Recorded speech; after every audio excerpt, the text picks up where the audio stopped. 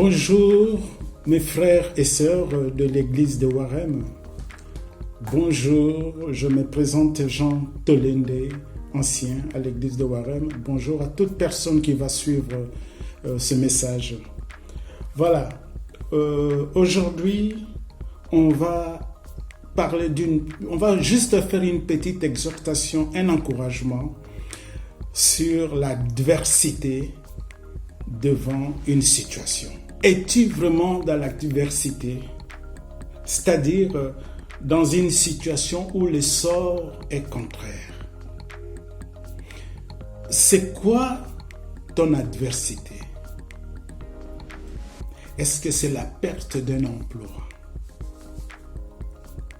Parce que tu te retrouves au chômage? Est-ce que c'est le divorce ou la rupture d'une relation avec ton fiancé ou ta fiancée? Est-ce que c'est parce que tu n'as plus de contact avec ta famille biologique? Est-ce que c'est une maladie, tu as une maladie grave que le médecin dise que ça ne va plus? Est-ce que c'est le désespoir? Est-ce que c'est le désespoir devant une situation? Vous voyez, on a envie dans un couple d'avoir des enfants par exemple, et nous, on n'arrive pas. C'est le grand désespoir.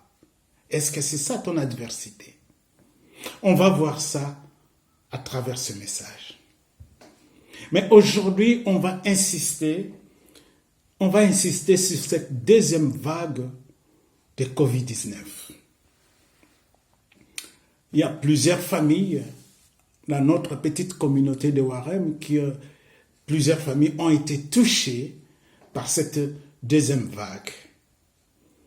Il y a les uns qui s'inquiètent en se disant, mais est-ce que le virus va nous visiter? Et il y a d'autres qui ont déjà été touchés, qui s'inquiètent aussi en disant, mais est-ce que cette deuxième vague va revenir avec peut-être une autre force pour faire plus de dégâts? C'est la peur. C'est l'angoisse. On se pose des questions. Bien sûr, je vous encourage à respecter méticuleusement les instructions gouvernementales. Porter le masque, se laver régulièrement les mains, garder des distances, bien sûr. Mais voyons comment Paul et Silas ont réagi devant leur adversité. Paul et Silas se sont retrouvés dans une situation difficile. Ils sont battus. On les a mis en prison, injustement. Paul emprisonné, il aurait pu s'apitoyer ou se plaindre, comme nous tous, comme beaucoup de croyants, beaucoup de chrétiens, devant des situations comme ça, devant des circonstances adverses, on se plaint. Par contre, Paul fait de cette situation une question de louange et de prière. D'où les prisonniers ils étaient saisis en entendant comment Paul et Silas priaient et louaient Dieu. Voyons, Paul enchaîné. Paul est privé de tout mouvement. Il avait toutes les raisons de se plaindre envers Dieu. Mais il tourne ces circonstances de telle manière qu'elles portent de fruits spirituellement.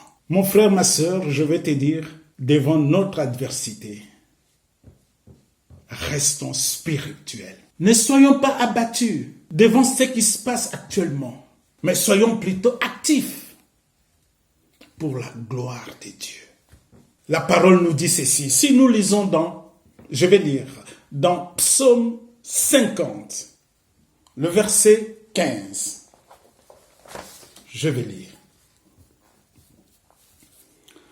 alors tu pourras m'appeler au jour de la détresse.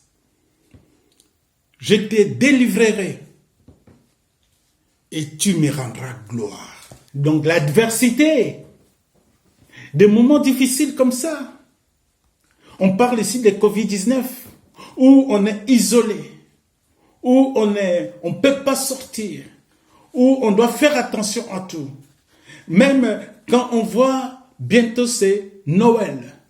Vous savez, ici en Europe, partout, la fête de Noël, c'est la fête où on se dit en famille. Mais on ne sait même pas comment ça va se passer. On est stressé. Cette adversité doit être une preuve qui sert tout d'abord à affermir notre foi en Dieu. Je crois que ce qui est important pour nous, c'est de dire, Seigneur, ouvre mes yeux, afin que je ne vois plus l'adversité comme un obstacle difficile à franchir, mais que ce soit comme un tremplin vers mon épanouissement, un tremplin vers quelque chose, vers une nouvelle relation avec toi, mon Dieu. Revenons à Paul et Silas. À cause des louanges et des prières de Paul et Silas, il y a eu un tremblement de terre. Nous allons lire d'abord comment ça s'est passé. Lisons dans Actes 16, le verset 25 et le verset 26. Vers le milieu de la nuit, Paul et Silas priaient, chantaient les louanges de Dieu. Les autres prisonniers les écoutaient. Tout d'un coup, un violent tremblement de terre secoua la prison jusque dans ses fondations.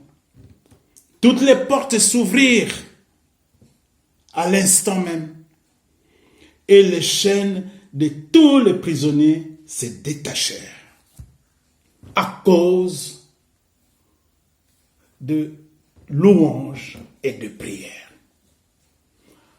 Paul avait fait confiance devant cette circonstance adverse parce qu'il s'est retrouvé avec Silas en prison, injustement, comme j'ai dit tantôt. Il pouvait dire, mais Seigneur, mais qu'est-ce que j'ai fait ici? Ce n'est pas ma place.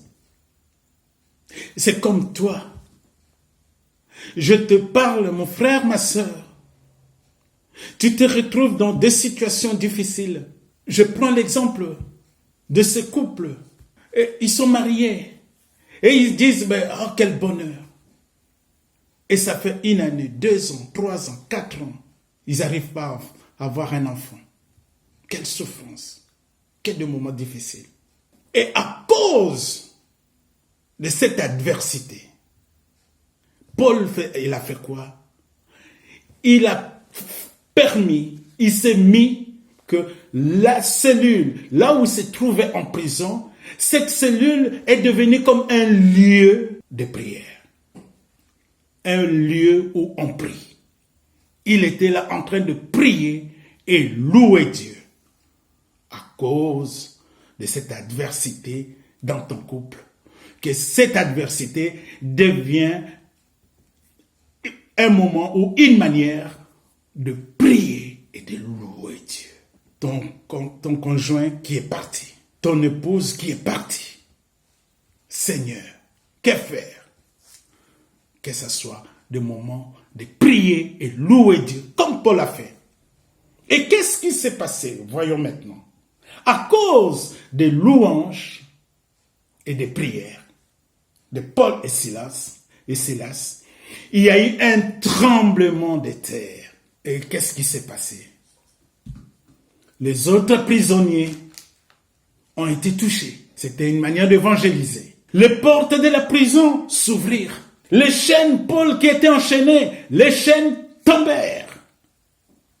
Gloire à Dieu. Revenons pour cette deuxième vague de Covid-19 en Belgique et partout ici en Europe et dans le monde, à cause de ces Covid-19, où on se retrouve confiné, où on ne sait plus rien faire, tout est bloqué. Prie là où tu es, que ce soit la cellule de prière pour les autorités de ces pays, pour les autorités partout dans le monde. Prie pour ta famille. Prie pour ton entourage. Prie pour ton église. Prie pour ton couple, pour tes enfants. Pourquoi? Afin qu'il y ait un tremblement de terre. Souvent, nous chrétiens, on se dit, Seigneur, mais on est incapable. On est incapable. Mais le Seigneur dit lui-même, laissez-moi prendre le contrôle de la situation. C'est ça ce que nous voyons, même quand nous lisons la Bible. Le mur de Jéricho tombèrent. Comment? Le peuple d'Israël, il faisait juste le tour. Au 7e jour, ils ont fait le tour et après, ils ont poussé juste un cri et le mur tombèrent. C'est parce que c'est lui-même qui prend les choses en main. Devant cette situation, prie. Chez toi, que ce soit un lieu de prière et de louange. Le moment de prière et de louange. Paul l'a fait en prison. Il y a eu un tremblement de terre. Les chaînes tombèrent. Les portes s'ouvrirent. Prie pour les autorités. Prie pour ta famille. Pourquoi? Pour que le mur de l'incrédulité s'écroule. Les gens sont incrédules. Les gens ne croient même pas à ce Dieu vivant. Prie pour que ce voile tombe. Le voile de mensonge du diable. Il a commencé son travail avec Ève. Et jusqu'à présent, le diable continue à mentir. Avec son mensonge, on tombe tous. Il faut que ce voile de mensonge tombe. Prie pour que le monde proclame que Jésus est le chemin, est la vérité et est la vie. Lisons ça dans Jean 14, 6. Jésus lui-même dit, je suis le chemin, la vérité et la vie. Il faut que le monde proclame que tout genou fléchisse au nom de Jésus-Christ. Prie pour que le Saint-Esprit vienne embraser le plan du malin. Qu'il y ait un nouveau souffle.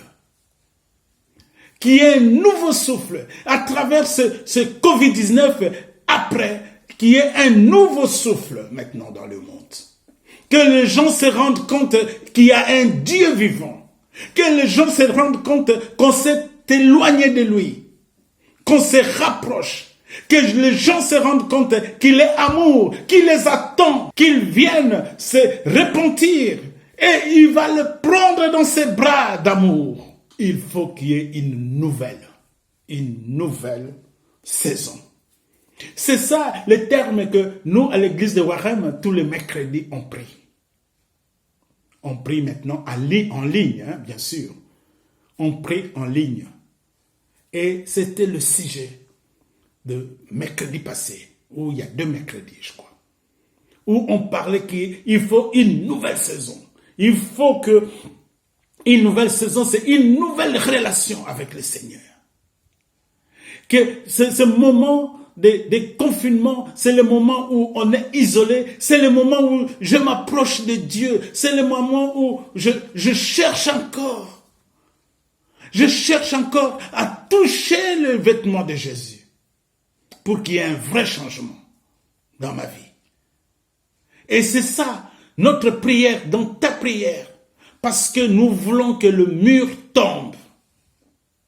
Nous voulons que quelque chose, que ça s'écroule. Et pour cela, pour avoir cette nouvelle saison, c'est-à-dire une nouvelle relation avec le Seigneur, il faut qu'on arrive d'abord à mettre nos genoux par terre.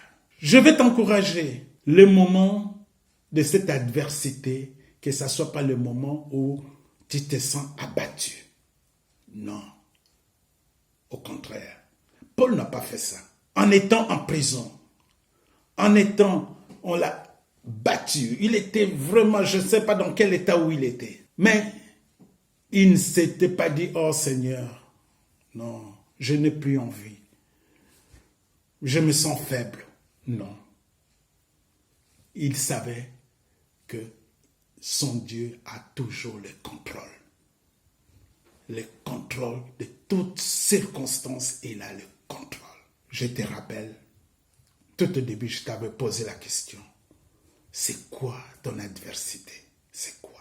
Je t'avais posé cette question. C'est quoi ton adversité? Est-ce que c'est parce que tu as perdu d'emploi? Mets-toi à genoux. Prie et loue ton Dieu. Il va prendre le contrôle de cette adversité, de cette circonstance difficile. C'est quoi? Est-ce que c'est le divorce? Elle est partie. Ou il est parti. Mets-toi à genoux. Loue ton Dieu. Prie. Il va prendre le contrôle. C'est quoi? Est-ce que c'est parce que tu te sens seul, ta famille biologique s'est éloignée de toi? Loue ton Dieu. Est-ce que c'est parce que les médecins t'ont dit que tu as une maladie incurable? Qu'ils sont impuissants devant cette situation? Mais c'est à ce moment-là où Dieu prend les choses en main. Quand les médecins disent qu'ils sont impuissants, et lui il dit, moi je suis capable. Là où c'est impossible, tout devient possible avec lui. C'est quoi ton adversité? C'est que le Seigneur attend de toi, c'est de te voir épanoui devant des moments difficiles. Que tu sois épanoui. Et pour être épanoui, il faut passer par ces moments difficiles. Les moments difficiles où on se dit, oh, je suis incapable. Mais quand on va sortir de cette situation, le Seigneur te dit, je te délivrerai pour que tu arrives à glorifier mon nom. C'est à ce moment-là où tu vas glorifier Dieu. Parce que c'est à ce moment-là où les gens vont voir, mais comment tu es parvenu à sortir de ton adversité. C'est à ce moment-là où tu vas témoigner. J'étais incapable. J'étais incapable. C'est lui-même qui est venu. C'est lui-même qui est venu me délivrer. C'est lui-même qui est venu trouver la solution. C'est lui-même qui est venu mettre de l'ordre dans ma vie. Parce que rien n'allait. Mais lui est capable si on lui fait confiance. Je t'encourage de continuer à respecter les mesures gouvernementales, mais n'oublie pas, fais confiance en ton Dieu. Et ces moments difficiles avec Covid-19, ça va passer parce que Dieu n'oublie pas ses enfants. Que le Seigneur vous bénisse abondamment. Au revoir.